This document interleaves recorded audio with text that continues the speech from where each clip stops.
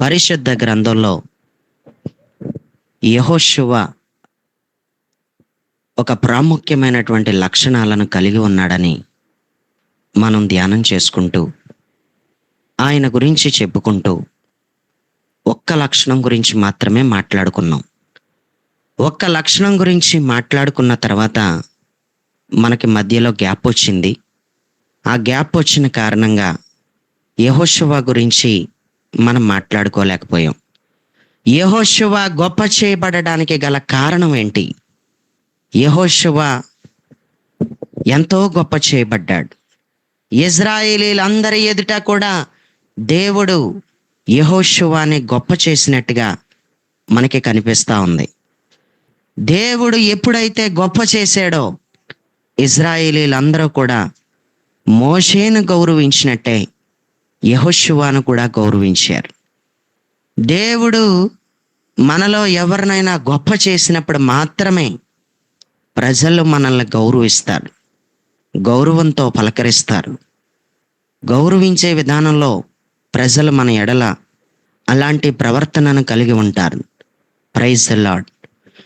దేవుడు గొప్ప చేయకపోతే, దేవుడే గనక గొప్ప చేయకపోతే ప్రియులరా, మనలో ఎవరు కూడా గౌరవించరు.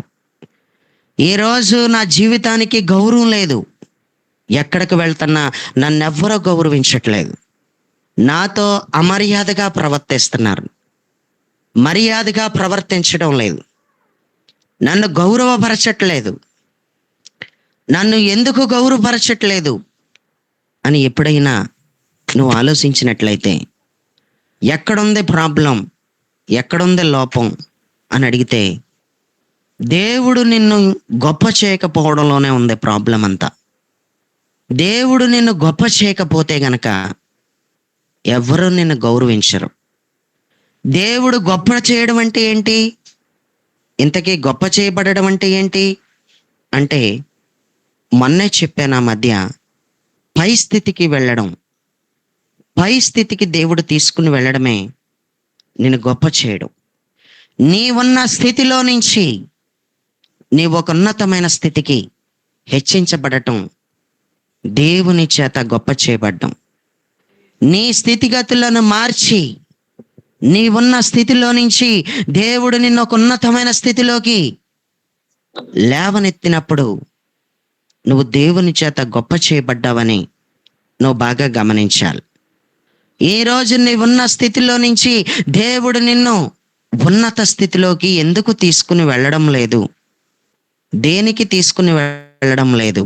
ఉన్నతమైన స్థితిలోకే గనక తీసుకుని వెళ్ళకపోతే ఏం జరుగుతుంది అంటే, గౌరవించరు నిన్ను.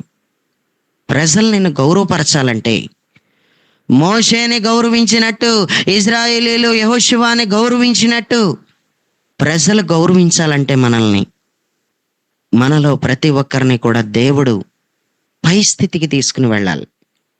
నీ ఉన్న స్థితిలో నుంచి దేవుడు నిన్ను ఒక ఉన్నతమైన స్థితిలోకి తీసుకుని వెళ్ళాలి.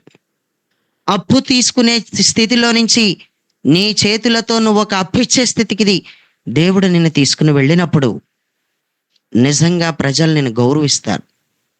దేవుడు నీ స్థితిని మార్చినట్టే, దేవుడు నీ స్థితిని ఉన్నతంగా తీసుకుని వెళ్తున్నట్టే. ఎంతవరకు ఎవరైనా ఏదైనా పెడితే తినే మనిషివి, కానీ ఇప్పుడు నువ్వు ఏమైనా పెడుతుంటే ప్రజలు తింటున్నారు అంటే నీ స్థితిని ఆయన ఉన్నతంగా తీసుకుని వెళ్ళాడని అర్థం. ఈ ఉన్నతంగా తీసుకుని వెళ్ళిన నీ స్థితిని బట్టి ప్రజలు నిన్ను గౌరవిస్తారు. యెహోషువ గౌరవించబడటానికి గల కారణం, యెహోషువలో కొన్ని ప్రాముఖ్యమైన క్వాలిటీస్ కనబడతా ఉన్నాయి. యెహోషువలో కొన్ని ప్రాముఖ్యమైన లక్షణాలు కనిపిస్తూ ఉన్నాయి. ప్రాముఖ్యమైన లక్షణాలు లేకుండా ఒక వ్యక్తిలో దేవుడు ఒక వ్యక్తిని గొప్ప చేయలేడు. దేవుడు గొప్ప చేయాలంటే ఊరకనే గొప్ప చేయడు. దేవుడు నీ స్థితిని ఉన్నతమైన స్థితిలోకి తీసుకుని వెళ్ళాలంటే దేవుడు నిన్ను ఊరకనే తీసుకుని వెళ్ళిపోవడం. నీవు ఉన్నతమైన స్థితిలోకి వెళ్ళాలంటే, దేవుడు నీ స్థితిగతిని మార్చాలంటే నీలో కూడా యెహోషువలో ఉన్నటువంటి లక్షణాలు, నీవు కలిగి ఉంటే తప్ప. యెహోషువ ఏ లక్షణాలనైతే కలిగి ఉన్నాడో అయ్యే లక్షణాలు సేమ్ నువ్వు కలిగి ఉంటే తప్ప దేవుడు నిన్ను గొప్ప చేయలేడని చెప్పి ఈరోజు నేను జ్ఞాపకం చేస్తున్నాను. ప్రియులారా, యెహోషువలో ఉన్నటువంటి లక్షణాలేంటి?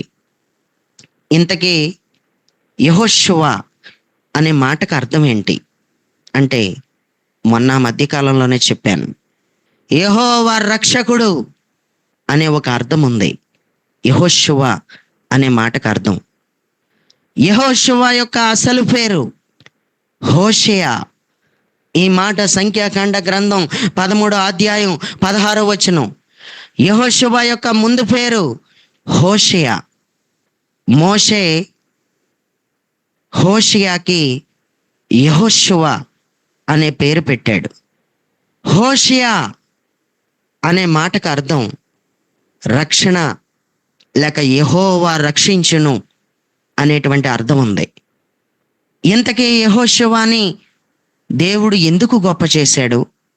ఆయనలో ఉన్నటువంటి గుణలక్షణాలేంటి? ఆయన కలిగి ఉన్న ప్రాముఖ్యమైన లక్షణాలేంటి?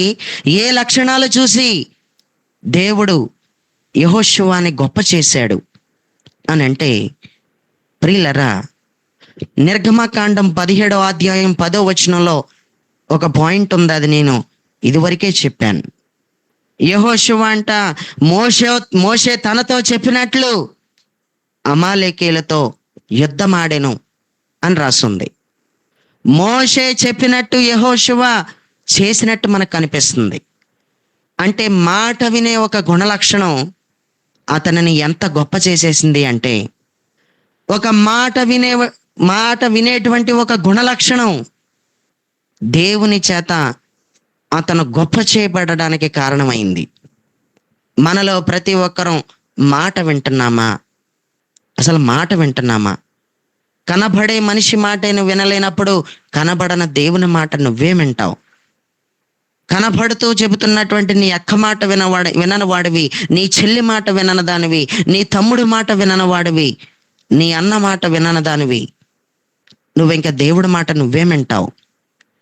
కనబడుతున్నటువంటి కంటికి నీ ఎదుట కనబడుతున్నటువంటి ఒక దైవజనుడు మాట వినని దానివి, వినని వాడివి, నువ్వు ఇంకా దేవుని మాట నువ్వే వింటున్నావు.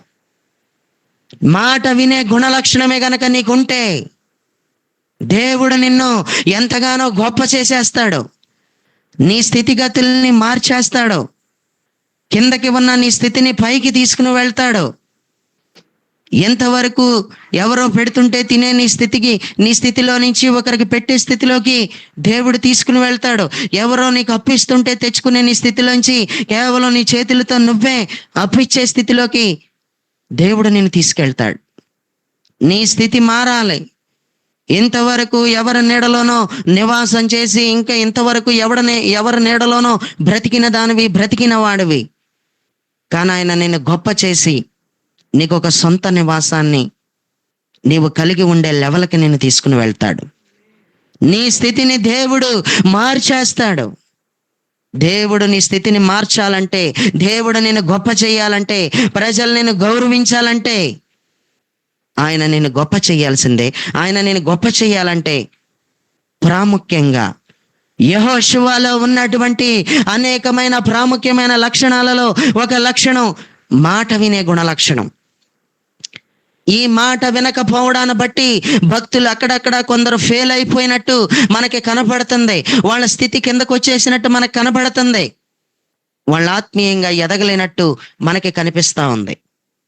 ప్రియులరా, పరిశుద్ధ గ్రంథంలో ఇశ్రాయేలీయులకి మొట్టమొదటి రాజు అయిన సౌలుని మనం చూసినప్పుడు, నువ్వు చెప్పినట్టుగానే నేను వింటానని చెప్పినటువంటి వ్యక్తి ప్రాంతం మారిన తర్వాత, ప్రదేశం మారిన తర్వాత, ఊరు మారిన తర్వాత, దేశం మారిన తర్వాత అక్కడున్న వ్యక్తులతో కొత్త పరిచయాలు ఏర్పడడాన్ని బట్టి మాట వింటాను అని చెప్పిన వాడు మాట వినకుండా మాట మీద తిరుగుబాటు చేసినట్టు మనకి కనిపిస్తుంది.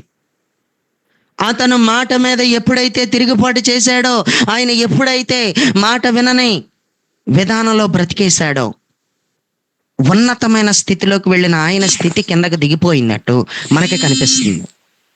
ఉన్నతమైన స్థితిలోనికి వెళ్ళినటువంటి ఆయన స్థితి చాలా క్రిందకు వచ్చేసింది. మాట వినే గుణ లక్షణమే గనక లేకపోతే ఏం జరుగుతుంది అంటే, నిన్ను దేవుడు ఎక్కడో పెట్టాడు, ఆ ఎక్కడో పెట్టిన దేవుడు తీసుకొచ్చి నిన్ను మరలా కింద పెడతాడు. ఎందుకు అంటే, మాట వినేటువంటి గుణలక్షణాన్ని కలిగి ఉండవలసిన నువ్వు, మాట వింటాను అని చెప్పినటువంటి నువ్వు మాట వినకపోవడాన్ని బట్టి నీ స్థితి మరలా కిందకు వచ్చేస్తుంది. నీ స్థితి మరలా కిందకు వచ్చేస్తుంది. మరలా ఎవరైనా ఏదైనా పెడితే తింటావు, అలాంటి స్థితికి వెళ్ళిపోతావు. మరలా ఎవరైనా నీకు అప్పు ఇస్తే అప్పు చేసే పరిస్థితికి దిగజారిపోతావు. అలాంటి స్థితికి నువ్వు వెళ్ళిపోతావు. ఎప్పుడు వెళ్ళిపోతావు అంటే, నువ్వు మాటను వినేటువంటి విధానాన్ని గనక నువ్వు ఎప్పుడైతే కోల్పోతావో, నేను మాట వింటానని చెబుతున్న నువ్వు కనబడుతున్నటువంటి మనిషి మాటే వినడం లేదు. ఎంత కఠినత్వమో, ఎంత దుష్టత్వమో, ఎంత వ్యతిరేకంగా ఉంటావో, ఎంత తిరుగుబాటు చేస్తావో మాట వినటానికి, ఎంత ఎదిరిస్తావో మాట వినటానికి. ఇలా మాట వినటానికి ఎదిరిస్తున్నటువంటి నువ్వు దేవుని చేత నువ్వేమి హెచ్చించబడతావు, దేవుని చేత నువ్వేమి గొప్ప చేయబడతావు. దేవుడు నిన్నెప్పుడు గొప్ప చేస్తాడు? అందరూ గొప్ప చేయబడుతున్నారు కానీ నువ్వు గొప్ప చేయబడడం లేదు. అందరి స్థితిగతులు మారుతున్నాయి కానీ నీ స్థితిగతి మారట్లేదు. పైకి వెళ్ళవలసిన నీ స్థితి కిందకే ఉండిపోవడానికి కారణం ఏంటంటే, యెహోషువ కలిగి ఉన్నటువంటి గుణ లక్షణాలలో ఒక ప్రాముఖ్యమైన గుణ లక్షణం, మాట వినే గుణ లక్షణం నీకు లేకపోవడాన్ని బట్టి నువ్వు ఆశీర్వాదాన్ని ఫెయిల్ అయిపోతున్నావు. ఉన్నతమైన స్థితిని కోల్పోతున్నావు. ఉన్నతమైన స్థితికి ఎదగవలసినటువంటి నీ జీవితమును ఫెయిల్ అయిపోతున్నావు అని రోజు దేవుడిని జ్ఞాపకం చేస్తున్నాడు. ప్రియులరా, ద్వితీయోపదేశకాండం 28:1 ఏం రాస్తుందంటే, నీవు నీ దేవుడైన యెహోవా మాట శ్రద్ధగా విని ఆయన ఆజ్ఞలను అనుసరిస్తే సమస్త జనముల కంటే నిన్ను హెచ్చించును అని రాస్తుంది. సమస్త జనముల కంటే నిన్ను ఆయన హెచ్చిస్తానని చెబుతున్నాడు. యెహోవా మాట శ్రద్ధగా నువ్వు వినిన ఎడల, మనుష్యుడు మాటే శ్రద్ధగా విన్నావు, చెప్పేదొకటి చేసేదొకటి, నీకు చెబుతుంది ఒకటి, నువ్వు చేసేది ఒకటి. నువ్వేం చేస్తున్నావు? నువ్వు ఒక మనుష్యుడు మాటే వినే విషయంలో శ్రద్ధను చూపించకపోతే, నీకు అప్పగించిన పనిలోనే నువ్వు నమ్మకంగా శ్రద్ధ పెట్టి ఆ పని చేయకపోతే, ఇంక నువ్వు దేవుడి మాట వింటున్నావని ఎలా నమ్మమంటావు?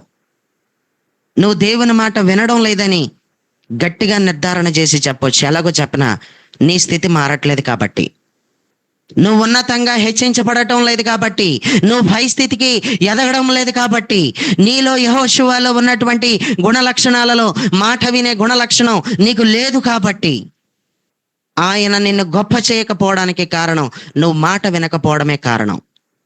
ఆయన నిన్ను గొప్ప చేస్తే ప్రజలు నిన్ను గౌరవిస్తారు. ప్రజలు నిన్ను హేళనగా చూడకూడదు. ప్రజలు నిన్ను అవమానకరంగా నీ జీవితంలోకి, వాళ్ళ ప్రవర్తన నీ జీవితానికి విరోధంగా కనబడకూడదు.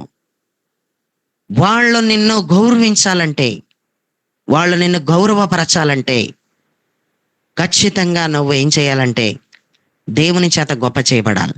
దేవుని చేత గొప్ప చేయబడాలంటే యెహోషువలో ఉన్నటువంటి గుణ లక్షణాలలో మాట వినే గుణ లక్షణం నీకు ఉండాలి. దేవుడికి స్తోత్రం. ప్రియులరా, నేను యుద్ధ భూమిలోకి వెళ్ళిపోతానా? నన్ను యుద్ధ భూమిలో పెడతావా? నువ్వు కొండెక్కేసి సుఖంగా కూర్చుంటావా? నువ్వు సేఫ్లో కూర్చుంటావా? ఏదైనా జరిగితే నాకు హాని జరుగుతుందని నన్ను యుద్ధ భూమిలోకి పంపించేస్తున్నావా? నేను నీ మాట వినను అని అనలేదు. ఎదురు సమాధానం చెప్పలేదు. తిరుగుబాటు స్వభావాన్ని వ్యక్తం చేయలేదు యెహోషువ. నేను యుద్ధ భూమిలో సెట్ అవుతాను కాబట్టి నన్ను దేవుడు యుద్ధ భూమిలో నాటాడు. నేను యుద్ధ భూమిలోనే ఉంటాను. శిఖరం మీదకెక్కి ప్రార్థన చేయడానికి, కొండ మీదకెక్కి ప్రార్థన చేయడానికి దైవజనుడు అయిన మోషే సెట్ అవుతాడు కాబట్టి దేవుడు ఆయనను కొండ మీద పెట్టాడు, నన్ను కింద పెట్టి యుద్ధ భూమిలోకి వెళ్ళమని చెప్పాడు. ఇది దైవజనుడు చెబుతున్న మాట కాదు, ఇది దేవుడే చెప్పిస్తున్నాడు ఈ మాట అని అనుకున్నాడు. ఇది దేవుడే చెప్పిస్తున్నాడు ఈ మాట. యుద్ధ భూమిలో ఉండమని చెబుతుంది మోషే కాదు, నా నాయకుడు కాదు నాకు చెబుతుంది, దేవుడే చెప్పిస్తున్నాడు నా నాయకుల్లో నుంచి అని అనుకున్నాడు. ఈరోజు ఒక దైవజనుడు నీకు చెబుతున్న మాటకి నువ్వు లోబడుతున్నావా? ఈ దైవజనుడే చెబుతున్నాడు కానీ ఇది దేవుడి మాట కాదు ఇది అని అనుకుంటున్నావు. ఒక దైవజనులలో నుంచి దేవుడు నీతో మాట్లాడుతున్నప్పుడు నువ్వు చెప్పినట్టు చేస్తున్నావా? నిన్నెక్కడ ఉండమంటున్నాడో అక్కడ ఉంటున్నావా? నువ్వేం చేయాలని చెప్తున్నాడో ఆ పనే నువ్వు చేస్తున్నావా?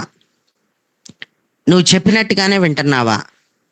నువ్వు మాటే వింటున్నావా? నేను యుద్ధ భూమిలోనే సెట్ అవుతాను అంటూ గట్టిగా నిర్ణయం తీసుకుని యుద్ధ భూమిలోకి వెళ్ళిపోయాడు. దేవుడికి స్తోత్రం. ఎవరైనా కత్తి తిప్పితే నా తలకే పోతుందనే కదా నువ్వు నన్ను అక్కడ పెడుతున్నావు అని అనలేదు. నువ్వు వెళ్ళొచ్చు కదా, నీ తలకాయ పోకూడదు, నా తలకాయ పోవాలి యుద్ధ భూమిలో అని ఇలాంటి సమాధానం చెప్పలేదు. ఎవరు ఎక్కడ సెట్ అవుతారో దేవుడే పెడతాడు. నువ్వు ప్రార్థన చేసే ప్రార్థనా స్థలంలో ఉన్నావా? నువ్వు ఒక యుద్ధ భూమిలో ఉన్నావా? ఈరోజు ప్రియులరా, మనలో ప్రతి ఒక్కరం కూడా యుద్ధ భూమిలో ఉండవలసిన వాళ్ళం మనమే, ప్రార్థనా స్థలంలో ఉండవలసిన వాళ్ళం మనమే. యెహోషువ అయితే యుద్ధ భూమిలో ఉన్నాడు కానీ ప్రార్థన చేయడానికి కొండ శిఖరం ఎక్కింది మోషేయే. కానీ ఇప్పుడు నీకు కొండ శిఖరం అనుభవం ఉండాలి, యుద్ధ భూమిలోకి వెళ్ళి యుద్ధం చేసే అనుభవం ఉండాలి. ఈ రెండూ నీకు ఉండాలి. ఆమేన్. ఒక ప్రక్కన ప్రార్థన చేసుకుంటూ యుద్ధం చెయ్యాలి, యుద్ధం చేసుకుంటూ ప్రార్థన చెయ్యాలి. ఈ రెండు పనులు నాకు ఈ రోజు నీకు కూడా అప్పగించబడ్డాయి. దేవుడికి స్తోత్రం. ఈ వాక్యం ద్వారా దేవుడు నీతో మాట్లాడుతున్నట్టు నీకేమైనా అనిపిస్తే యుద్ధ భూమిలో ఉండవలసిన దానవు నువ్వే, ప్రార్థనా గోపురం పైన ఉండవలసిన దానవు కూడా నువ్వే, కొండ శిఖరం మీద ఉండవలసిన దానవు కూడా నువ్వే. కొండ శిఖరం మీదకెక్కి ప్రార్థన చేసే అనుభవం నీకుందా? యుద్ధ భూమిలోకి వెళ్ళి యుద్ధం చేసే అనుభవం నీకుందా? అసలు నీకున్న అనుభవం ఏంటి? గట్టిగా ప్రార్థన చేసే వ్యక్తివి ప్రార్థన కొండ శిఖరం మీదకి ఎక్కి ప్రార్థన చేయగలుగుతావు అంటే ఇటు ప్రార్థన చేయలేవు. పోనీ యుద్ధ భూమిలోకి వెళ్ళి యుద్ధం చెయ్యి అంటే అది చేయలేవు, నువ్వేమీ చేయలేవు.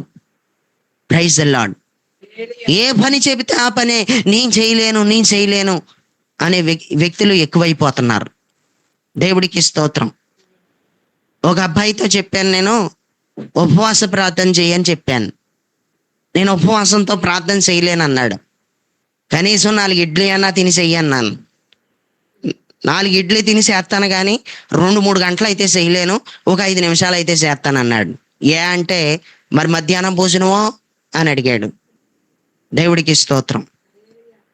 అయితే నువ్వు మధ్యాహ్నం వరకు ఏదేమైనా ఆ ఫ్రూట్స్ ఈ ఫ్రూట్స్ తింటూ లేకపోతే టిఫిన్ చేసేసి ఆ లిక్విడ్స్ ఏమన్నా తీసుకుని నువ్వు మధ్యాహ్నం దాకా అన్నా ప్రార్థన చేయంటే మరి ఎవడు నిద్రపోతాడో తిన్న తర్వాత అని అడిగాడు. మరి ఎవడు నిద్రపోతాడో అంటే ఏ పని చెప్తుంటే ఆ పనే చేయలేకపోతున్నాడు వీడు. ఏ పని చెప్పినా సరే చేయలేనంటున్నాడు వీడు. పోనీ ఒక పని చెయ్యి అన్నాను. ఏంటి చెప్పన్నా అన్నాడు.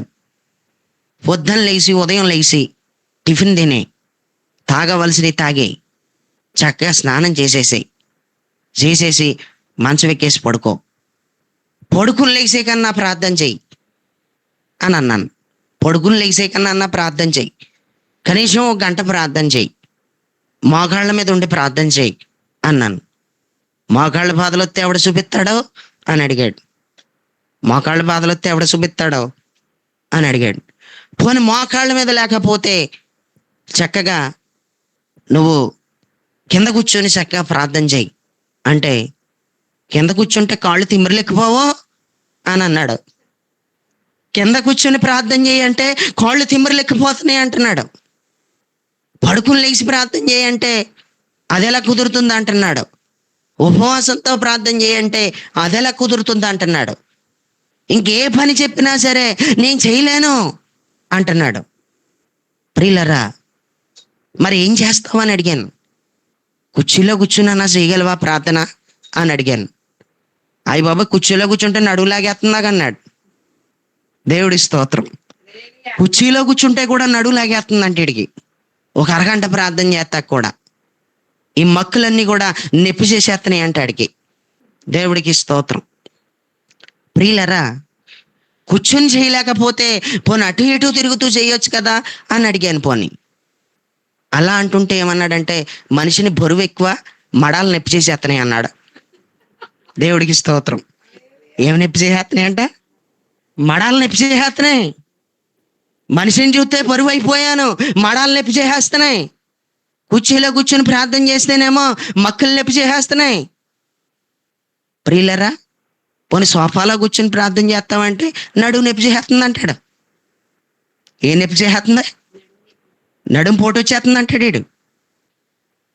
పోనీ ఇడ్లీ తిని ప్రార్థన చేయరా అంటే, అయ్యి బాబోయ్ మధ్యాహ్నం భోజనం ఎవడదంటాడు అంటాడు.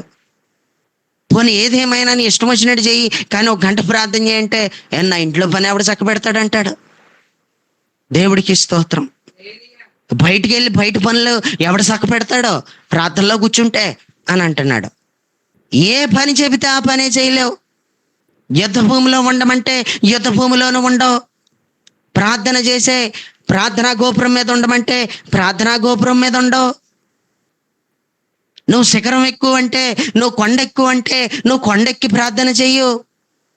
నువ్వు గదిలో ఉండి ప్రార్థన చెయ్యి అంటే గదిలో ఉండి ప్రార్థన చెయ్యు. మరి ఏం చేస్తావు నువ్వు? మరి నువ్వేం చేస్తావు చెప్పు? తినేసి పడుకొని ఏదో గాలికి తిరుగుతావా? గాలికి తిరుగుతావా? నీ ఇష్టం వచ్చినట్టు తిరుగుతానంటావా అలాగా? ప్రియులరా, యుద్ధ భూమిలో ఉండవలసిన టైంలో యుద్ధ భూమిలో ఉండాలి. కొండ శిఖరం మీద ఉండవలసిన టైంలో కొండ శిఖరం మీద ఉండాలి. ప్రార్థన చేసుకోవలసిన టైంలో ప్రార్థన చేసుకోవాలి. యుద్ధం చేయవలసిన టైంలో యుద్ధం చేయాలి. మేసే టైంలో మెయ్యాలి, కూసే టైంలో కుయ్యాలి. దేవుడికి స్తోత్రం. కొంతమంది కోత్తా ఉంటుంటే చెడగొడుతున్నారు. కూసే గాడిదనంట మేసే గాడిద వచ్చి చెడగొట్టిందంట. అలా ఉంది. కూసే గాడిదేమో ప్రార్థనలో చక్కగా కూస్తుంది. మేసే గాడిద వచ్చి ఎన్నాళ్ళు ఉపవాసంలో ఉంటావు, ఎన్నాళ్ళు కూస్తావు, ఎన్నాళ్ళు ప్రార్థన చేస్తావు, లేచి 4 ఇడ్లీలు తిను, లేచి ఏమైనా లిక్విడ్స్ తీసుకో, ముఖం చూడు ఎలాగైపోయిందో, కళ్ళు చూడు ఎలా గుంటలోడిపోయినాయో అంటూ కూసే గాడిదని మేసే గాడిద వచ్చి ఏం చేస్తుంది? చెడగొడుతుంది. వీళ్ళ పని చేయరు, చేసేవాని చేయనివ్వరు. దేవుడికి స్తోత్రం. గట్టిగా టిఫిన్ చేసి ప్రార్థన చేయంటే కనీసం టిఫిన్ చేసి ప్రార్థన చేయం. కనీసం ఫ్రూట్స్ అన్నా తీసుకుని ప్రార్థన చేయంటే 40 రోజులు కనీసం ఫ్రూట్స్ తీసుకున్నా ప్రార్థన చేయం. కనీసం లిక్విడ్స్ తీసుకున్నా ప్రార్థన చేయంటే ఒక వారం రోజులు కూడా చేయలేవు. మరి నువ్వేం చేస్తావు? ఇంక నువ్వేం చేయగలవు? గట్టిగా ఎండగాస్తే ఎండకే తట్టుకోలేకపోతున్నావు. వర్షం పడుతుంటే వర్షానికి తట్టుకోలేకపోతున్నావు. చలికాలం వస్తుంటే చలిగాలికి తట్టుకోలేకపోతున్నావు. Praise the Lord. ఈరోజు ఈ మాటలు వింటున్నటువంటి నా ప్రియమైనటువంటి సహోదరులారా, నువ్వేం చేస్తావు అసలు? యుద్ధ భూమిలోకి నువ్వు వెళ్ళిపో. కొండ మీదకి నేను వెళ్ళిపోతానన్నాడు. మాట వింటున్నాడు. అసలు మాట వినడం లేదు. నువ్వు మాట వినకపోతే కష్టమే. నువ్వు చెప్పినట్టుగా వినకపోతే నీ జీవితంలో నువ్వు ఎలాగ హెచ్చించబడతావు? నువ్వు మాట వినే వ్యక్తి అయితేనే దేవుడు నిన్ను గొప్ప చేస్తాడు. యెహోషువ గొప్ప చేయబడడానికి అనేకమైనటువంటి గుణలక్షణాలలో ప్రాముఖ్యమైన గుణలక్షణం, అతను ఏం చేస్తున్నాడంటే మాట వింటున్నాడు. దేవుడు ఎవరిని గొప్ప చేస్తాడో వాళ్ళని ప్రజలు గౌరవిస్తారు, గౌరవపరుస్తారు. ప్రజలు నిన్ను గౌరవపరచాలంటే దేవుని చేత నువ్వు గొప్ప చేయబడాలి. దేవుని చేత గొప్ప చేయబడడం అంటే నీ స్థితి ఉన్నతమైన స్థితికి ఎదగాలి. దేవుడికి స్తోత్రం. ఇది మొట్టమొదటి పాయింట్. రెండవ పాయింట్ ఏంటంటే, ప్రియులరా, నిర్గమాకాండం 17వ అధ్యాయం 10వ వచనంలో ఈ విధంగా రాసుంది: అమాలేకీలతో యుద్ధమాడు, అని చెప్పాడు. అమాలేకీలతో యుద్ధమాడెను అని రాస్తుంది. యెహోషువలో ఉన్నటువంటి రెండవ గుణ లక్షణం ఏంటంటే యుద్ధం చేస్తున్నాడు. ఆత్మ ప్రపంచంలో ఆత్మ సంబంధమైన యుద్ధం, ఆకాశ మండలమందున దురాత్మలతో నువ్వు యుద్ధం చేయాలి. ఆకాశ మండలమందున దురాత్మలతో గనక నువ్వు యుద్ధం చేయగలిగితే నీవు శరీరానుసారుల మీద విరుచుకుని పడటం కాదు.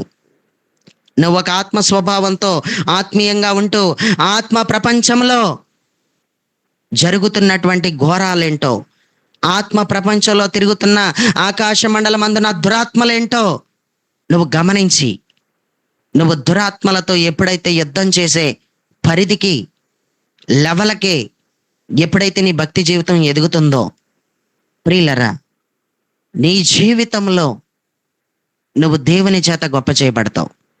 అమాలేకీలతో యుద్ధమాడెను అని మనకి స్పష్టంగా కనిపిస్తుంది.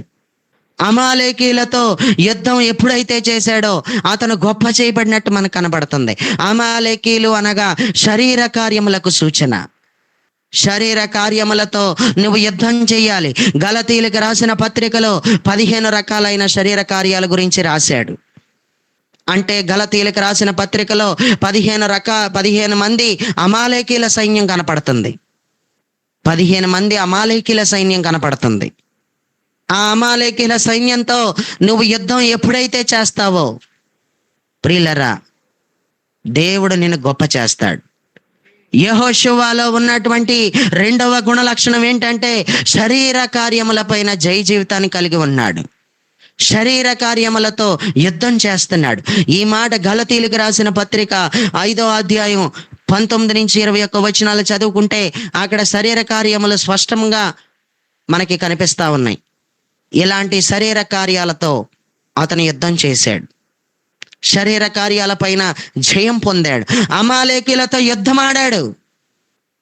అతను ఎప్పుడైతే యుద్ధం చేశాడో, యుద్ధంలో ఫెయిల్ అయిపోకుండా ఎప్పుడైతే అతను నిలబడ్డాడో, అతని జీవితంలో దేవుని చేత గొప్ప చేయబడడానికి అది కూడా ప్రాముఖ్యమైన గుణలక్షణం. దేవుడికి స్తోత్రం.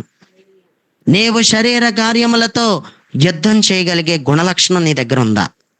శరీర కార్యములను అసహించుకునే సామర్థ్యం నీ దగ్గర ఉందా? నువ్వు నిజంగా అలాగ అసహించుకునే సామర్థ్యం కలిగిన వ్యక్తిలాగే గనక నువ్వు ఉండుంటే నీ జీవితంలో నువ్వు తప్పకుండా దేవుని చేత ఏమైపోతావంటే గొప్ప చేయబడతావు. దేవుడు ఎప్పుడైతే నేను గొప్ప చేసేస్తాడో ప్రజలు నేను గౌరవపరిచేస్తారు. మోషేని గౌరవించినట్టు యెహోషువని గౌరవించారు. యెహోషువని ఆనాడు గౌరవించినట్టు ఈనాడు కూడా చచ్చినట్టు గౌరవిస్తారు. గౌరవించవలసిందే, మర్యాదగా మాట్లాడవలసిందే, నీకు రెస్పెక్ట్ ఇచ్చి మాట్లాడవలసిందే. నిన్న ఆ రేంజ్కి దేవుడు తీసుకెళ్తాడు. దేవుడు నిన్న ఆ రేంజ్కే కనుక తీసుకుని వెళ్ళాలంటే నువ్వు మాట వినే గుణ లక్షణం ఉండాలి. ఆ తర్వాత అమాలేకీలతో యుద్ధం చేయగలిగే సామర్థ్యం నీకు ఉండాలి. శరీర కార్యముల పైన జయ జీవితాన్ని కలిగి ఉండే జీవితం నీకు ఉండాలి. దేవుడికి స్తోత్రం. చివరిగా ప్రియులరా, చెప్పుకోవడానికి చాలా ఉన్నాయి కానీ 3వ పాయింట్ని కూడా టచ్ చేసి ఇంక నేను ముగించేస్తాను. అతనిలో ఉన్నటువంటి 3వ గుణ లక్షణం ఏంటి? అతను దేవుని చేత గొప్ప చేయబడటానికి గల కారణాలలో మరొక కారణం ఏంటి? మరొక గుణలక్షణం ఏంటి అంటే, మనం పరిశుద్ధ గ్రంథాలు తెరిచి నిర్గమకాండం 17వ అధ్యాయం 9వ వచనాన్ని గనక చదివితే, మనుషులను ఏర్పరిచి యుద్ధము చేయము అని అన్నాడు. మనుషులను ఏర్పరిచి యుద్ధము చేయి అనేటువంటి మాట మనకు కనిపిస్తూ ఉంది. అంటే ఏక మనస్సు కలిగిన వాడిగా కనిపిస్తున్నాడు.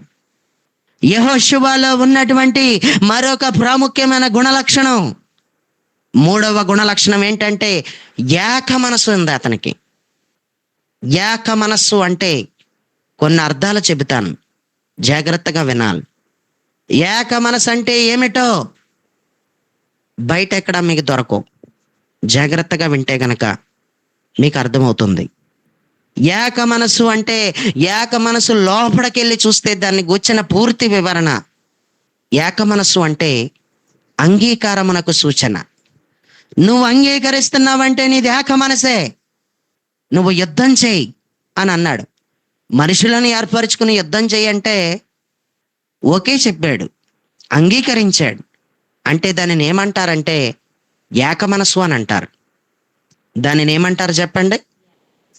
ఏక మనసు. అది ఏక మనసు అంటే అంగీకారమునకు సూచన. అంగీకారం అనేటువంటి మాట బయలు వెళుతున్నప్పుడు ఏక మనసు అనే మాట దానిలో మిళితమై ఉంది. ఏక మనసు అంటే అంగీకారమునకు సూచన అనేటువంటి అర్థం ఉంది. ఏక మనసు అంటే ఇంకా ఏంటి అని అంటే ఐక్యమత్యం. ఐక్యమత్యంతో కలిసి ఉండడం, ఒక ఐక్యతలో ఉండడం, ఒక యూనిటీలో ఉండడం. ఆత్మ కలిగించు ఐక్యమును కాపాడుకొనుట యందు శ్రద్ధ కలిగిన వారై ప్రేమతో ఒకరినొకడు సహించుకుంటూ ఐక్యతలో నిలిచి ఉండడం. ఎవరమో ఎక్కడ వారమో దేవుడి సంకల్పం చొప్పున, దేవుడి చిత్త ప్రకారం ఐక్యపరచబడినటువంటి మనము చిన్న చిన్న గొడవల చేత ఐక్యతలోంచి వేరైపోకూడదు. నువ్వు ఐక్యతలో ఉన్నావంటే నీది ఏక మనసే. సత్యదేవుని మహిమ మినిస్ట్రీని విడిచిపెట్టకుండా నువ్వు ఈ మినిస్ట్రీలో, ఈ సహవాసంలో నువ్వు నిలిచి ఉన్నావంటే నీది ఏక మనసే. నీది అంగీకరించే మనసే. నీది ఐక్యతలో ఉండే మనసే. నువ్వు ఐక్యతలో ఉన్న వ్యక్తివే. సత్యదేవుని మహిమ మినిస్ట్రీలో నుంచి ఏదైనా చిన్న విషయానికి, పెద్ద విషయానికి తప్పిపోయి బయటికి వెళ్ళిపోతున్నావంటే నీది ఏక మనసు లేదని అర్థం. నువ్వు ఏక మనసులో లేవని అర్థం. వాక్యానుసారమైన కట్టడకే నువ్వు లోపడలేదని అర్థం. వాక్యానుసారమైన కట్టడకే నువ్వు లోపడి ఉండలేదని అర్థం. ఆత్మ కలిగించు ఐక్యమును కాపాడుకొనుట యందు ప్రేమ కలిగి ఒకరినొకడు సహించుకోండి అన్న వాగ్దానాన్ని నువ్వు నెరవేర్చలేని దాంతో సమానురాలు, నువ్వు సమానుడు అని రోజుని జ్ఞాపకం చేస్తున్నాను. ప్రియులరా, మనలో ప్రతి ఒక్కరం కూడా ఏక మనసు కలిగిన వారమైతే నువ్వు ఐక్యతలో నిలిచి ఉంటావు. నువ్వు ఐక్యతలో నిలిచి ఉన్నావంటే నీది ఏక మనసే. చెబుతున్న ఏ మాటకైనా అంగీకారమే, ఓకే చెప్పావంటే నీది ఏక మనసే. నువ్వు ఏక మనసులో ఉన్నట్టే. అందరూ కలిసి పని చేస్తున్నామంటే ఇది ఏక మనసుకి సూచన. ఇప్పుడు నేను 3 పాయింట్లు చెప్పాను. మొట్టమొదటి పాయింట్ ఏంటి? ఏక మనసు అంటే అంగీకారం అనే ఒక అర్థం ఉంది. ఏక మనసు అంటే ఐక్యత అనే ఒక అర్థం ఉంది. ఏక మనసు అంటే కలిసి పని చేయడం అనేటువంటి అర్థం ఉంది. ఇప్పుడు 3 విషయాలు చెప్పాను నేను. ఏక మనసు అంటే మర్చిపోకు, అంగీకారం అని అర్థం, ఐక్యత అని అర్థం, కలిసి పని చేయటం అని అర్థం.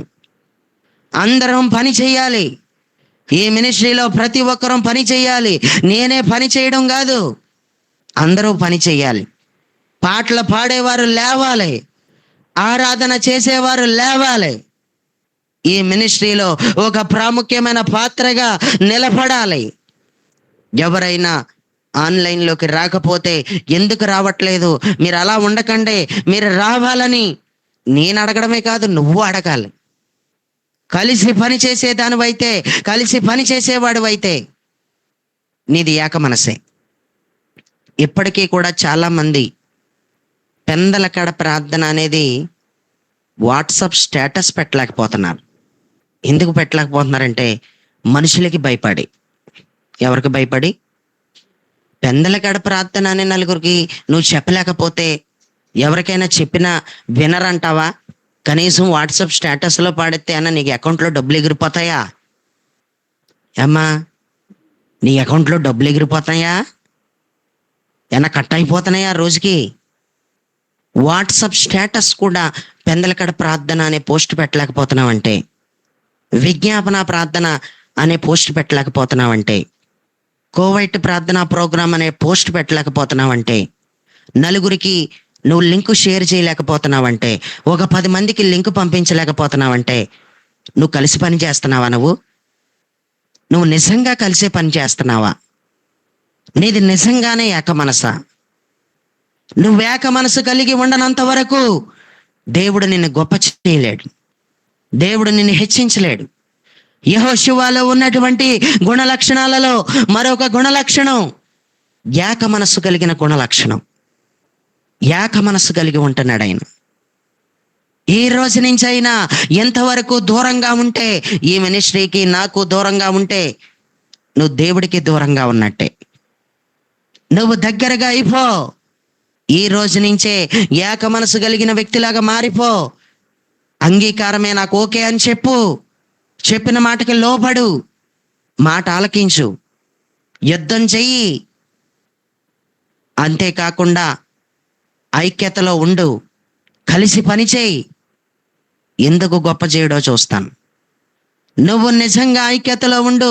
నువ్వు కలిగి ఉన్న ఐక్యత నిజమైన ఐక్యత అయితే, నీవు కలిగి ఉన్న మనసు ఏక మనసు నిజమైన ఏక మనసే అయితే, నువ్వు నిజంగానే దీవించబడతావు, నువ్వు నిజంగానే హెచ్చించబడతావు. చూస్తూ ఉంటుండగానే నిన్ను దేవుడు అభివృద్ధి చేయటం నువ్వు చూస్తావు. దేవుడు నిన్ను చూస్తుంటున్న జనులు ఆశ్చర్యపోయే విధంగా నిన్ను దేవుడు అభివృద్ధి చేయటం నువ్వు చూస్తావు. దేవుడు నిన్ను ఆ లెవెల్కి నిన్ను తీసుకుని వెళ్ళిపోతాడు. దేవుడు నిన్ను ఆ విధంగా నిన్ను హెచ్చించేస్తాడు. Praise the lord. కలిసి పని చేస్తావా? నలుగురిని తీసుకొచ్చి ఇందులో పాడేయి, నలుగురిని తీసుకొచ్చి ఇందులో పాడేయి. శృంగారమైన దేవాలయం దగ్గర కుంటివాడిని తీసుకొచ్చి మెట్ల దగ్గర పాడేసినట్టు గూగుల్ మీట్లో పాడే. కాళ్ళు చేతులు పని చేయలేనోడిని తీసుకొచ్చి పాడే. ప్రార్థన రాలేనోడిని తీసుకొచ్చి పాడే. అభిషేకించబడలేనోడిని తీసుకొచ్చి పాడే. చచ్చిపోయినోడిని తీసుకొచ్చి పాడే. ఇందులో బతికేస్తాడు వాడు. పని చేయి, పని చేయి, కలిసి పని చేయి, కలిసి పని చేద్దాం. నీ పని నీదే, నా పని నాదే అనుకుంటే పని అవదు. నీది ఏక మనసు కాదు. నీది నిజమైన ఏక మనసు అంగీకారమునకు సూచనే కాకుండా, ఐక్యతకే సూచన కాకుండా, కలిసి పని చేయటానికి కూడా సూచన. దేవుడికి స్తోత్రం. ఏ రోజు ఈ మాటలు వింటుండగా నీకేం అర్థమవుతుందో నాకు తెలియదు, కానీ నువ్వు ఒక 10 మందికైనా లింక్ పెడుతున్నావా? ఒక్కరినైనా బలపడతారని ఈ సేవ పరిచర్యకి సహకరించే వ్యక్తివేనా? ఏకీభవించే మనసేనా నీ మనసు? నిజంగా నువ్వు ఏకీభవించే ఏ వ్యక్తిలాగే నువ్వు ఉన్నావా? నువ్వు ఆలోచించుకుంటే గనక నీకెక్కడుంది ఏక మనస్సు? ఎక్కడుంది ఏక మనస్సు? కుటుంబంలో ఏక మనసు ఉందా? సహోదరులతో ఏక మనసు ఉందా? నీ రక్త సంబంధాలతో ఏక మనసు ఉందా? నీకెవరితో ఏక మనసు ఉంది? నిన్ను ఆత్మీయంగా పోషిస్తూ ఆత్మీయంగా పెంచుతున్న దైవజనుడితో ఏక మనసు ఉందా? నీకెవరితో ఏక మనసు ఉంది? నువ్వు ఎవరితోనూ ఏక మనసు కలిగి లేవు. ఇంతవరకు ఎవరితోనూ కూడా ఏక మనసు కలిగి ఉండనట్లయితే ఈరోజే ఏక మనసు కలిగి బ్రతకడానికి, ఏక మనసు కలిగి జీవించడానికి నువ్వు ఇష్టపడితే కనుక దేవుడు నిన్ను గొప్ప చేయడానికి ఇష్టపడుతున్నాడు. దేవుడే గనక నిన్ను గొప్ప చేస్తే ప్రజలు నిన్ను గౌరవపరుస్తారు. ప్రజలు నిన్ను గౌరవపరచాలంటే దేవుడు నిన్ను గొప్ప చేయాల్సిందే. దేవుడు నిన్ను గొప్ప చేయాలంటే యెహోషువలో ఉన్నటువంటి గుణ లక్షణాల్లో ఈ 3వ గుణ లక్షణం కూడా ఏక మనస్సు కలిగిన వ్యక్తిలాగా నీవు ఉన్నట్లయితే తప్పకుండా దేవుడు నిన్ను ఎంతో గొప్ప చేసేస్తాడు. దేవుడికి స్తోత్రం. ప్రియులరా, ఇంకా మనం చదువుకుంటే గనక ఏక మనసు అంటే ఏంటో ఇంకా క్లారిటీ, ఇంకా స్పష్టమైన క్లారిటీ మనకు తెలిసి ఉండాలి. ఏక మనసు అంటే ఏంటో నీకు స్పష్టంగా తెలిసి ఉండాలి. ఇవి నీకు బయట ఎక్కడా దొరకవు. ఇంత క్లియర్గా నీకు బయట ఏక మనసు అంటే ఏంటో ఎక్స్ప్లెయిన్ చేసి ఎంత వివరణాత్మకంగా నీకు బయట ఎక్కడా చెప్పరు. కానీ జాగ్రత్తగా విను. ఏక మనసు అంటే ఏదైనా ఒక విషయంపై లేదా లక్ష్యంపై దృష్టి పెట్టడం లేదా ఏకీభవించటం. ఏకీభవించటానికి సూచనగా ఉంది. ఏక మనసు అంటే ఏకీభవించటానికి సూచన, అంతేకాకుండా ఏదైనా ఒక విషయం మీద నువ్వు ఒక వ్యక్తి దృష్టి పెట్టిన దాని మీద నువ్వు కూడా దృష్టి పెట్టాలి. ఒకళ్ళు ఎడ్డు అంటే ఒకళ్ళు తెడ్డు అన్నట్టు ఉండకూడదు. ఎడమొకాలో పెడమొకాలో ఉండకూడదు. నువ్వేం చెబితే అదే, నువ్వు ఎలా అంటే అలా అనేటంత విధంగా ఏకీభవించే మనసు నీది, ఏక మనసు నీది. దేవుడికి స్తోత్రం. ఏక మనసు అంటే ఇది కాదా? ఏకీభవించడం ఏక మనసు కాదా? కలిసి పని చేయడం ఏక మనసు కాదా? ఐక్యతలో ఉండటం ఏక మనసు కాదా? అంగీకరించటం ఏక మనసు కాదా? ఏక మనసు అంటే ఇంకేంటి? ఏక మనసు అంటే ప్రియులరా, మరొక అర్థం కూడా చెబుతాను, జాగ్రత్తగా వినండి. ఏక మనసు అంటే ఒకే మనసు లేదా ఒకే ఆలోచన అనే అర్థం ఉంది. ఏక మనసు అంటే ఒకే మనసు, ఒకే మనసు ఉండాలి, ఒకే ఆలోచన ఉండాలి. నా ఆలోచన ఈ మినిస్ట్రీలో ఏదయ్యిందో నీ ఆలోచన కూడా అదే అయి ఉండాలి. ఆమేన్. నా ఆలోచన ఏదయ్యిందో నీ ఆలోచన కూడా అదే అయి ఉండాలి. నా తలంపు ఏదయ్యిందో నీ తలంపు అదే అయి ఉండాలి. ఇది ఏక మనసు కాదా? ఇది ఏకీభవించడం కాదా? ఆలోచించుకో. ఈరోజు నీలో ఈ గుణ లక్షణం లేనంత వరకు దేవుడు నేను గొప్ప చేయలేడు, ప్రజలు నేను గౌరవించరు. Praise the lord. ప్రియులరా, ఫిలిప్పీయులకు రాసినటువంటి పత్రికలో ఇద్దరు స్త్రీలు కనిపిస్తున్నారు మనకి. జాగ్రత్తగా వినాలి ప్రతి ఒక్కరు కూడా. ఫిలిప్పీయులకు రాసిన పత్రికలో మనకిద్దరు స్త్రీలు కనిపిస్తున్నారు. ఆ ఇద్దరు స్త్రీలను గురించి అపోస్తలుడైన పౌలు ఫిలిప్పీలో ఉన్న వాళ్ళకి ఆ పత్రిక రాశాడు. ఆ పత్రికలో ఏం చెబుతున్నాడంటే, ఫిలిప్పీలకు రాసిన పత్రిక 4వ అధ్యాయం 2వ వచనం. గూగుల్ మీట్ లో ఉన్న వాళ్ళు ఎవరైనా దయచేసి చదివి వినిపించగలరు. ఫిలిప్పీలకు రాసిన పత్రిక 4వ అధ్యాయం 2వ వచనం. ప్రభునందు ఏక మనసు గలవారై ఇండుడని యువోదియను బతిమాలుకొనిచున్నాను. అవును, చాలు, మ్యూట్ లో పెట్టేసుకో. ఈ మాట ఫిలిప్పీలకు రాసిన పత్రిక 4వ అధ్యాయం 2వ వచనంలో మనకి కనిపిస్తా ఉంది. అపోస్తలుడైన పౌలు ఫిలిప్పీలో ఉన్న వాళ్ళకి ఈ పత్రిక రాస్తూ, ప్రభువునందు ఏక మనసు గలవారై ఉండుడని యువోదియను సుంటికేను బతిమాలుకొనిచున్నాను అంటున్నాడు. యువోదియాను సుంటికేను మిమ్మల్ని ఇద్దరిని నేను బ్రతిమలాడుకుంటున్నాను. ఓ యువోదియా, సుంటికేను అన్నాడు. యువోదియా, సుంటికేను అనేటువంటి పేర్లు ఇద్దరు స్త్రీల పేర్లు అవి. ఈ ఇద్దరు స్త్రీల కోసం అపోస్తలుడైన పౌలు ఏం చెబుతున్నాడంటే, ఏక మనసు కలిగి ఉండండి. మీ మనసులు కలవనివ్వండి. ఒకే మనసు కలిగి ఉండండి. కలిసే పని చెయ్యండి. ఏకీభవించండి. ఐక్యతలో ఉండండి. అంగీకరించండి. ఒకే దానిపై దృష్టి పెట్టండి. లక్ష్యం ఉంచండి అంటూ మీరు ఏక మనసు కలిగి ఉండండి అనేటువంటి అర్థాలను ఇచ్చే పదాలతో, టోటల్గా ఒకే మాటతో ఏక మనసు కలిగి ఉండాలని బతిమలాడేసుకుంటున్నాను నేను మిమ్మల్ని. యువదికియా, సుంటికేను, మీరు ఇలా ఉండండి, ఏక మనసే కలిగి ఉండండి అంటూ బతిమలాడుకుంటున్నాను అన్నాడు.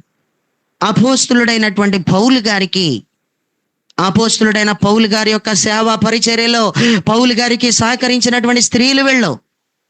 యువోదియా, సుంటికేను అనే ఇద్దరు స్త్రీలు ఫిలిప్పీ సంఘములో పౌలుతో పాటు పనిచేసిన క్రైస్తవ సేవకురాళ్ళల్లో. వీరు సంఘములో ఏక మనసుతో ఉండాలని పౌలు కోరుకున్నాడు. ఎందుకు వీళ్ళిద్దరూ కూడా ఏక మనసు కలిగి ఉండాలని పౌలు కోరుకున్నాడంటే, వీళ్ళిద్దరి మధ్య విభేదాలు ఉన్నట్లు తెలుస్తుంది. వీళ్ళిద్దరి మధ్యలో ఏదో గొడవ జరుగుతున్నట్టు తెలుస్తుంది. వీళ్ళిద్దరి మధ్యలో ఏదో గొడవ జరుగుతున్న కారణాన్ని బట్టి, యువదియా, సుంటికేను, నేను బతిమలాడుకుంటున్నాను, మీరిద్దరూ ఏక మనసు కలిగి ఉండండి అంటూ ఇక్కడ చెబుతున్నాడు ఆయన. దేవుడికి స్తోత్రం. ఏక మనసులో నుంచి బయటికి తీసుకొచ్చేసేవి కొన్ని కనపడుతున్నాయి. ఏకాత్మలో నుంచి నిన్ను బయటికి లాక్కొచ్చేసేవి కొన్ని కనపడుతున్నాయి. మనస్పాదాలు ఏక మనసు కలిగి ఉండనివ్వు. గొడవలో నేను ఏక మనసు కలిగి ఉండనివ్వు. ప్రియులారా, వాళ్ళ మీద వీళ్ళ మీద సణుక్కోవడం, నలుగురి దగ్గర చెడ్డ చేయడం వంటి క్రియలతో నువ్వు బ్రతుకుతుంటే అవతల వ్యక్తి నీతో ఏక మనసు కలిగి ఉండలేడు. జాగ్రత్త. ఐక్యతలో ఉండలేడు, ఏకీభవించలేడు, నీతో కలిసి సహవాసం చేయలేడు.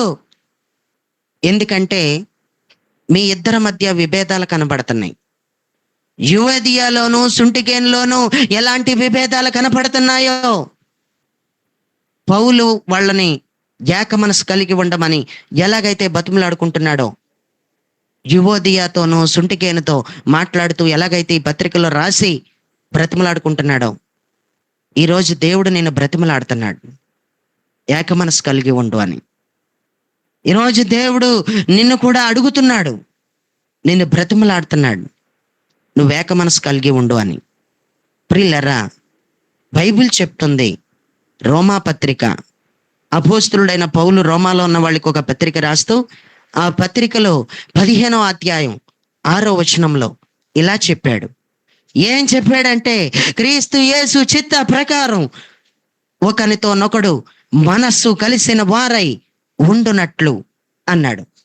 క్రీస్తు యేసు చిత్తం వంటిది, దేవుని చిత్తం వంటిది, దేవుడికి ఇష్టం వంటిది. ఏంటి దేవుడికి ఇష్టం, ఏంటి దేవుడి చిత్తం అంటే, ఒకనితోనొకడు మనస్సు కలిసిన వారై ఉండాలంట. ఒకని మనసు ఒకనిలో కలిసిపోవాలి అన్నాడు. ఒకని మనసులో ఒకడు మనసు కలిసిపోవాలి అని చెప్పాడు. ఒకని మనసులో ఒకడు మనసు కలిసిపోతే అది దేవుడి చిత్తమై ఉంది, అది దేవుడికి ఇష్టం. అది ఏక మనసు అంటే, ఏక మనసును కలిగి ఉండడం అంటే దేవుడికి ఎంత ఇష్టమో. అందుకే దేవుడు గొప్ప చేసేస్తాడు. ఏక మనసు కలిగి ఎవరైతే ఉంటారో వాళ్ళని గొప్ప చేసేస్తాడు. ఏక మనసు కలిగినటువంటి ఉండినటువంటి వారిని ఆయన గొప్ప చేయడమే కాదు, ఎంతగా గొప్ప చేస్తాడంటే ప్రజలు గౌరవపరిచే విధానంలోకి తీసుకుని వెళ్ళేటంత గొప్ప చేస్తాడు. ప్రజలు నేను గౌరవపరిచే విధంగా నేను గొప్ప చేస్తాడు, అంత గొప్ప చేస్తాడు. మనుషుడు ఎవడో నేను గొప్ప చేయలేడు. దేవుడికి అనుకూలంగా బ్రతికి చూస్తే దేవుడే నిన్ను గొప్ప చేస్తాడు. దేవుడు చెప్పినట్టుగా నువ్వు చేస్తే దేవుడు నిన్ను ఎంతో గొప్ప చేస్తాడు. దేవుడు నిన్ను ఆశ్చర్యకరంగా గొప్ప చేస్తాడు. ఊహించని రీతిలో దేవుడు నిన్ను గొప్ప చేస్తాడు. Praise the lord. ఏక మనసు కలిగి ఉన్నటువంటి వాళ్ళు ఎలా ఉంటారు అసలు అని అంటే, ప్రియులరా, మనస్పాతాలతో ఉండరు. యువోదియా సుంటికే అనేటువంటి ఇద్దరు స్త్రీలు విభేదాలతో ఉన్నట్టు విభేదాలతో ఉండరు, పగలతో ప్రతీకారాలతో ఉండరు. ఏక మనసు కలిగినటువంటి వాళ్ళ యొక్క గుణలక్షణం కాదు అది, విభేదాలతో ఉండటం. Praise the lord. అసలు ఏక మనసు కలిగినటువంటి వాళ్ళ యొక్క విధానాలు ఎలా ఉంటాయంటే, ఇక్కడ ప్రియులరా ఒక 2 లేక 3 వచనాలు చూపించేసి రెఫరెన్స్లో ముగించేస్తాను. నిర్గమకాండం 18వ అధ్యాయం 7వ వచనాన్ని గనక చదివితే, ఎవరైనా చదివి వినిపించగలరు? నిర్గమకాండం 18వ అధ్యాయం 7వ వచనం చదివేసిన తర్వాత మ్యూట్లో పెట్టేసుకోవాలి. మోషే తండ్రికి తన మామను ఎదుర్కొని పోయి వందనము చేసి అతనిని ముద్దు పెట్టుకుని, వారు ఒకరి క్షేమము ఒకరు తెలుసుకొని గుడారములోనికి వచ్చిరి. చాలు. చదువుకున్నటువంటి వాక్య భాగంలో మోషే తన మామను ఎదుర్కొనబోయి వందనము చేసి అతను ముద్దు పెట్టుకొనెను అని రాసుంది. వారు ఒకరి క్షేమం ఒకరు తెలుసుకుని గుడారములోనికి వచ్చిరి అని రాసుంది. ఒకరి క్షేమం ఒకరు తెలుసుకుంటున్నారంటే ఏక మనసు కాదా? అది ఒకరి క్షేమం ఒకరు తెలుసుకుంటున్నారంటే అది ఏకీభవించే మనసు కాదా? అది అంగీకరించే మనసు కాదా? అది ఐక్యతలో ఉండే విధానం కాదా? ఇద్దరు కలిసి పని చేయడం కాదా? ప్రియులరా, ఒకరి క్షేమం ఒకరు తెలుసుకుంటున్నారు. అసలు నీ ఇంట్లో ఉన్న వాళ్ళు ఎలా ఉన్నారో అడిగేవా నువ్వు? నీ ఇరుగు పొరుగు వాళ్ళు ఎలా ఉన్నారని అడిగేవా? అసలు నీ భర్త ఎలాగుంటుంది నీకు అని అడిగేవా? నీ పిల్లలకి ఎలాగుంటుందని అడిగేవా? నీ దైవజనుడికి ఎలా ఉంటుందని అడిగేవా? అయ్యా బాగుంటుందా మీకు అని అడిగేవా? భోజనం చేశారా అని అడిగేవా? మంచి చెట్లు కనుక్కున్నావా? ఈరోజు పస్తులున్నాడో ఏమున్నాడో కనుక్కున్నావా? అసలు సంతోషంగా ఉన్నారండి మీరు? మీరు దేనికి భయపడొద్దు, మీరు మమ్మల్ని నడిపించాలి, ఎలాంటి శోధనలోనైనా మేము మీతో నిలబడతాం అని నువ్వు ఎప్పుడైనా అన్నావా? అసలు నువ్వు మంచి చెట్లు కనుక్కున్నావా?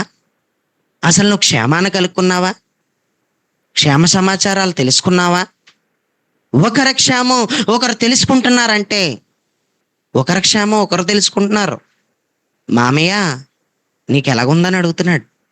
మామ నీకు ఎలా ఉంది అని అడుగుతున్నాడు. అల్లుడు నాకు బాగుంది, నువ్వెలా ఉన్నావు? బాగున్నావా? ప్రయాణం బాగా సాగిందా? ఎలాంటి అద్భుతాలు చేశాడు దేవుడు? మందనం మేపేవాడు అలాగే వెళ్ళిపోయావు, బోరు కొట్టేస్తుంది నాకు నువ్వు లేక. ఎంత చక్కగా ప్రయాణం జరిగిందో అని అనుకుంటున్నాను. బాగానే జరిగిందా ప్రయాణం? క్షేమంగానే ఉన్నావా? ఐగుప్తు దేశంలో వాటర్ పడిందా? ఆహార పదార్థాలు పడినాయా? బాగున్నదా? ఎటువంటి స్కిన్ ప్రాబ్లమ్స్ రాలేదు కదా? పడుకోవడానికి, చక్కగా ప్రార్థన చేసుకోవడానికి అన్నీ అనుకూలంగా ఉన్నాయా అని అడుగుతున్నాడు. ఇదేంటండి బాబు, ఇవన్నీ ఎక్కడ అడిగినట్టు ఉందని అంటారు మీరు. ఇవన్నీ అడిగాడు దేవుడి స్తోత్రం.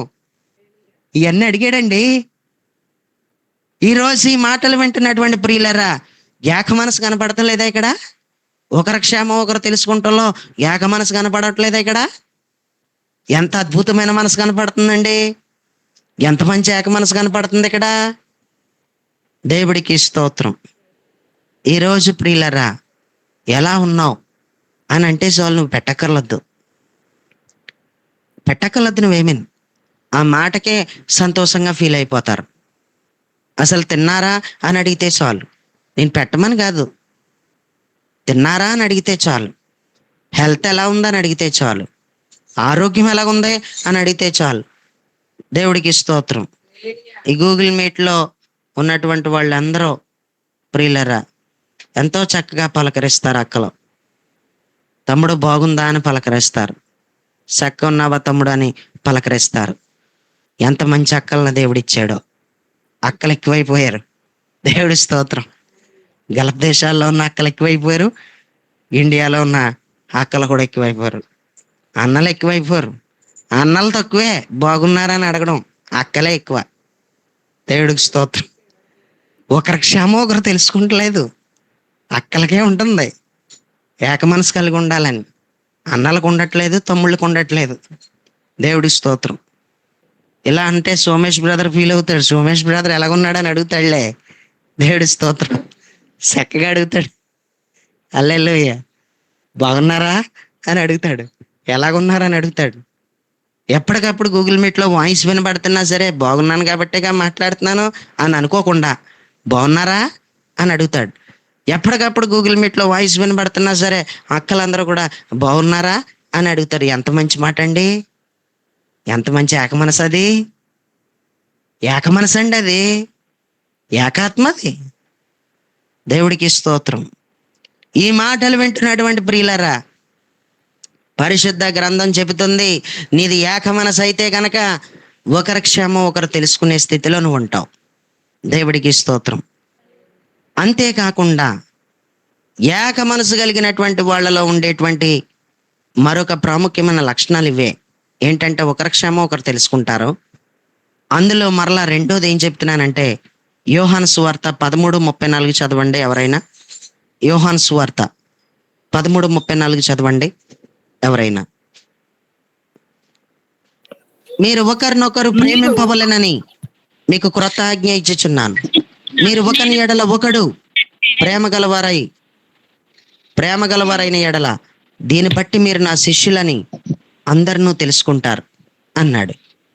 టైం లేదు కాబట్టి, ఇప్పుడు ప్రభు బల్ల కూడా తీసుకోవాలి కాబట్టి, ముగించేయాలి కాబట్టి నేనే చదివేస్తాను. దేవుడికి స్తోత్రం. ప్రియులరా, ఒకరిని ఎడల ఒకడు ప్రేమ కలిగిన వారిగా ఉంటారు.